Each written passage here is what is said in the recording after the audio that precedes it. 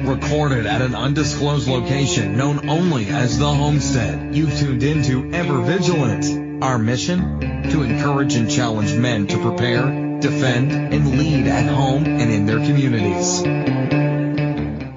The name of this episode is No Plan B. I want to reiterate here that my mission here with Ever Vigilant is to challenge, but at the same time encourage you to prepare, defend, and lead at home and in your community. One way that I do that is with this podcast. I also have a website, vigilantwolf.com, and on that website I have it set up to equip you in several different ways to prepare, defend, and lead.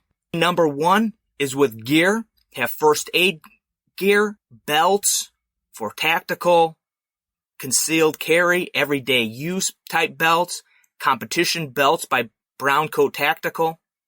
Also on there's a section with articles, and have past guest Scott Smith from Banished from Eden with his articles. He recently wrote a series of articles called The 3 Pillars of Manhood. Go check that out. Also, a series right now that's being posted up there is a leadership series by another past guest, Paul Kurtman. So be sure to check out those articles. You can check out the podcast also from the website and see the full archives and download it from there. The fourth thing that I'm working on right now is events. That's a project. That's something that's being worked on in the background. I have it up on the website right now as a reminder to myself and to everyone else out there that events are in the works. Oftentimes we kind of look at the goal and we feel as men that are trying to strive to be better that our goal is to be who we want to be. Because we want to be better at this, we want to be stronger, we want to be smarter, we want to be faster. But the reality is our goal probably should be to be what those around us, those that rely on us, need us to be. So we've all heard the story whenever somebody's talking about no plan B or that failure's not an option. We've all heard the story about burning the boats at the shore or burning bridges so that you have no option of turning back. It's either do or die, right? Either we move forward and survive or we fail and we die. There are 3 things that I want to talk about in this episode that I think that we need to attack with everything we have. And those 3 things are our ego, our fears, and apathy. Because the reality is failure in our families, failure in our marriage, failure in our work or career, or failure in our witness are really not acceptable outcomes. Plan B in any of those 3 areas should be off of the list. So let's start out talking about ego and how I'm defining ego. I see ego as what we feel is our self-worth or our self-importance. Ego often manifests itself in refusing to listen to what others have to say, to refusing to let them clarify, to let them talk through an issue and sit there and listen versus butting in and telling people what they should or shouldn't believe, what they should do and how they should behave, or what you do and how you behave. Another way that an ego manifests itself is by refusing to admit that you have made an error, that you have made a mistake. Refusing to work with a team is another way, because you know better. This often manifests itself in something like, I told him that would happen that way, rather than work with people to avoid what you thought might happen. People with a rather large ego prefer to let others fail because it makes them look better. And maybe the most obvious way that ego shows itself is through finger pointing. Rather than taking responsibility for what is actually going on rather than taking complete and total ownership of your responsibilities. Ego would rather point the finger at others as an excuse for not holding up your end, your responsibilities. Another thing that we have to fight is fear. People have fear of many different things, and even complete opposite things, because many people are afraid of failure, afraid to make a mistake, afraid to say something wrong, afraid to appear as if they lack knowledge or aren't as important as they would like to be. But then there are also people that fear success, that fear going live with a project, or fear selling what they've been working on, because they're afraid that that success may lead to issues or problems that they can't resolve in the moment. Another thing, that way that fear consistently manifests itself, especially in this day and age of living in Candyland, of not waiting for anything and whatever we want we can basically get, is getting out of your comfort zone. People fear leaving where they are comfortable. And many people like to say, well, people are comfortable sitting on the couch, maybe watching sports. But there's other people that their comfort zone is maybe in the deer blind or the duck blind. Maybe in their fishing boat. It might be in their favorite spot in a church pew, or in their cubicle or their corner office. It's really irrelevant where your comfort zone is, because your comfort zone needs to be broken, and you need to get out of your comfort zone in order to stretch yourself. There's really not a comparison of if one comfort zone is a better comfort zone than the other. It doesn't matter. Your comfort zone is your comfort zone, and if you're going to stretch, if you're going to grow, if you're going to be the man that those around you need you to be, you need to get out of that comfort zone. And is fear of fighting the fight, or fighting the battle, or confronting things that need to be confronted. The third area is apathy. Apathy comes when you have just given up. When you feel that it's not worth fighting anymore, basically you've quit. You're just going through the motions of life. You get up in the morning, you do the same exact steps every day, because all you're really trying to do is just enough not to get fired and not enough to get noticed. And you just are hanging out there in a malaise, just apathetic to life, apathetic to your family, apathetic to your marriage, apathetic to work, and apathetic to your witness. So I want to hit on a story in the Bible. And some people that listen to this podcast may not have spent a lot of time in the Bible, and may kind of be afraid because they don't quite understand what the Bible is, what it's about, and they have a bit of a fear of it, or they don't want to hear it. I spend time reading the Bible every day. I feel that it gives me wisdom, and because of that, when I'm working out in my mind something about no plan B, and I'm going through the stuff, different stories in the Bible come back and relate to what I'm thinking through in my mind. So that's the reason why I'm going back to the story. If there's a good story in the Bible that I think can relate to and push across the message that I am trying to get across with an episode, I'm going to turn there. Just as if I would turn to a history book, or a quote here, or a quote there. Do I personally believe that there's different significance to the Bible, and that is the inspired Word of God? Yeah, but even if you don't listen to the story, you might learn something. So, Jesus spoke to people in what we call in the Bible a parable. Really, it's just a story with a moral, with a lesson to it. So here's this story. This is called the parable of the talents. So this, for reference, is in Matthew 25:14 through 30. For it will be like a man going on a journey who called his servants and entrusted them to his property. It says, to one of those servants he gave 5 talents. To another he gave 2, and to another he gave 1 talent. A talent is a measure of money at that time.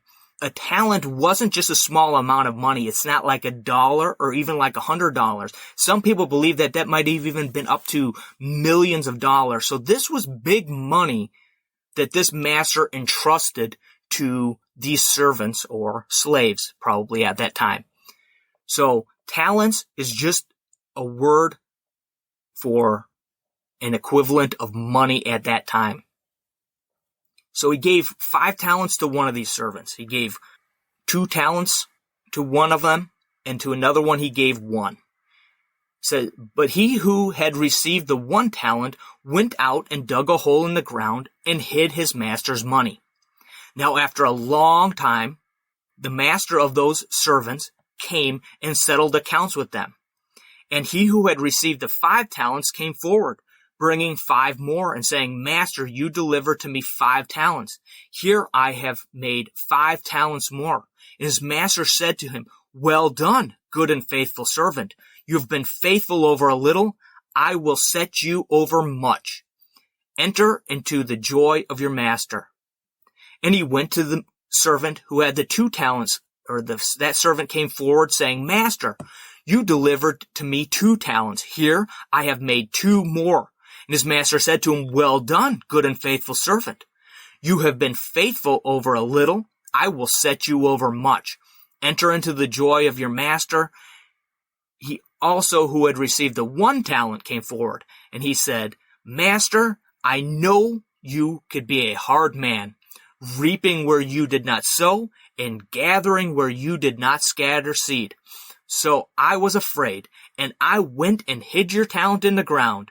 Here you have what is yours. And his master answered him, you wicked and slothful servant.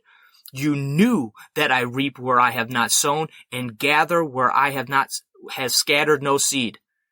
Then you ought to have invested my money with the bankers, and at my coming I should have received what was my own with interest. So take the talent from him, give it to him who has the 10 talents, for to everyone who has will be given, more be given, and he will have abundance. But from the one who has not, even what he has will be taken away. And cast the worthless servant into the outer darkness. In that place there will be weeping and gnashing of teeth. So you can see here in the story, 2 of the servants went out and kicked it in the butt. They went out and utilized what had been given to them to the best of their abilities. Both of those servants went out and doubled what they had. Doesn't say how long the master was gone, but it says for a long time, but they doubled what they had. They made good use of their time, their energy, their efforts, their relationships in order to take advantage of this opportunity that had been given to them. Except for the servant who had only received 1. And that servant, you can see all 3 of these things that I'm saying we need to battle in our lives come out.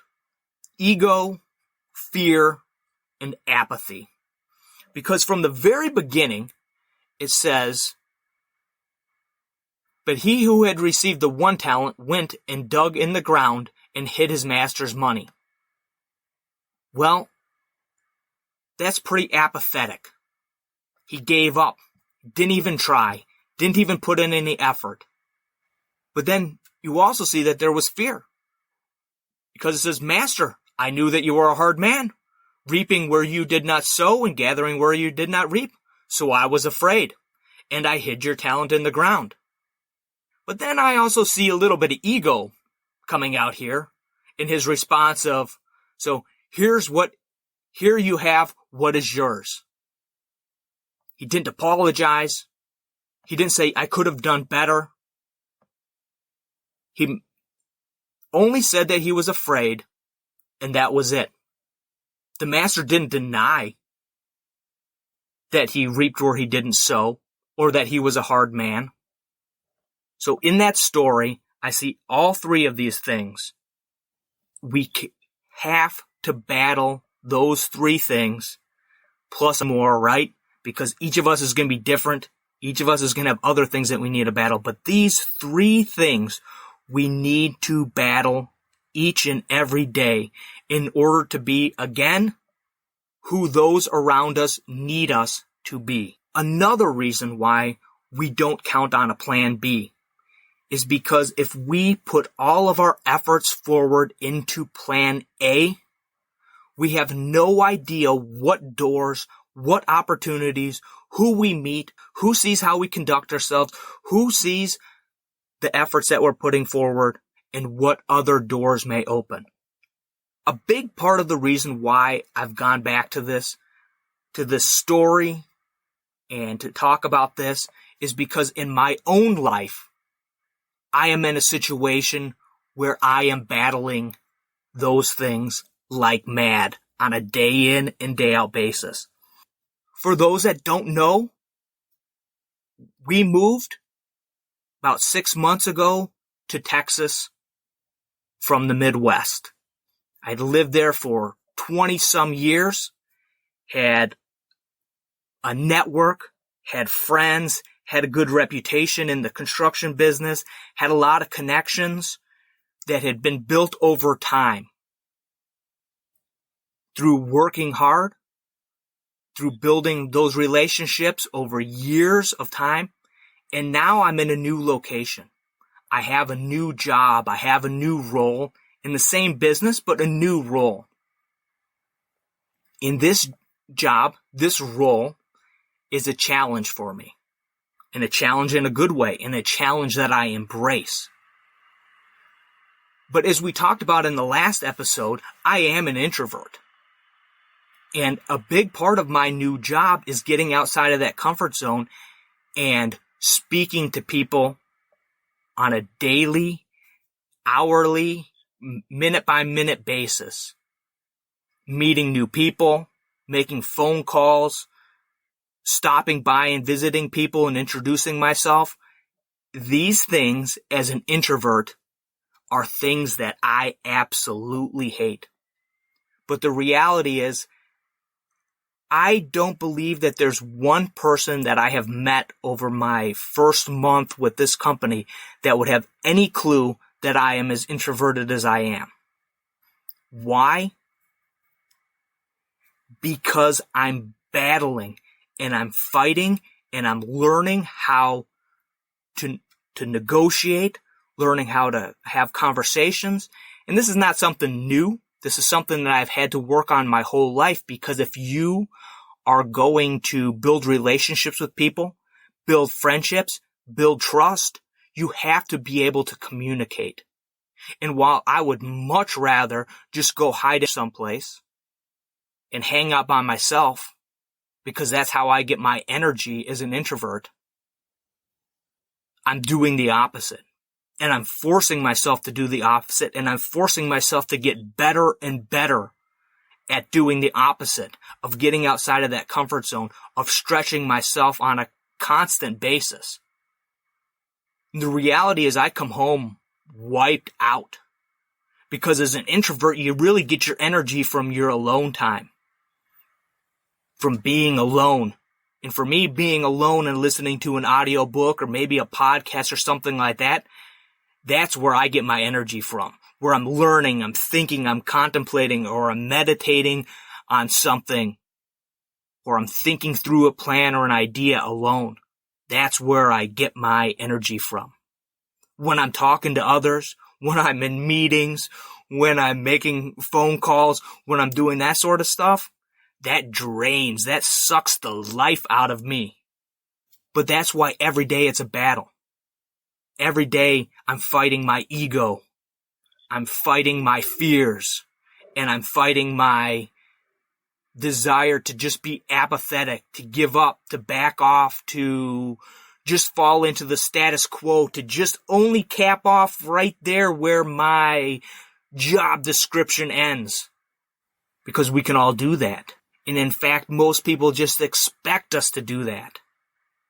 But if we're going to be better, if we're going to realize that we maybe have 5 talents, or we maybe have 3 talents or 2 talents, or even maybe just 1 talent, but we need to take that talent and we need to double it. We need to take what we do have and make it better, make ourselves stronger. We need to be what those around us need us to be. And if we make that our focus, if we make that our understanding that there is no plan B, what God has set before us, what our life, where we are at, is where our battle is at. That it's not when we get to this place or get to that place or if I could get here. No, it's right now. It's today. It's in the moment is where our battle is. So as I close this out, I want to throw out a challenge. I don't normally do this because I'm just not a big fan of it. Because I don't really know where each and every one of you are. So it makes it difficult to kind of throw out a challenge that's so universal. But I think I can get away with it this time. This is what I would like you to do in the next just 5 minutes. Maybe spend 2 minutes, maybe spend 5 minutes thinking through these 4 areas that maybe pertain to you. Maybe they don't. Maybe you're not married. Maybe you don't have a family. That's cool. But the ones that pertain to you, think about them. Think of one thing that you can do. One way that you can fight your ego, fight your fear, or fight apathy in your family, in your marriage, in your work, and in your witness. In each of those 4 things, think of one thing that you can do better. One thing that you can attack and do it this week. Go out and battle. Let's not survive this life.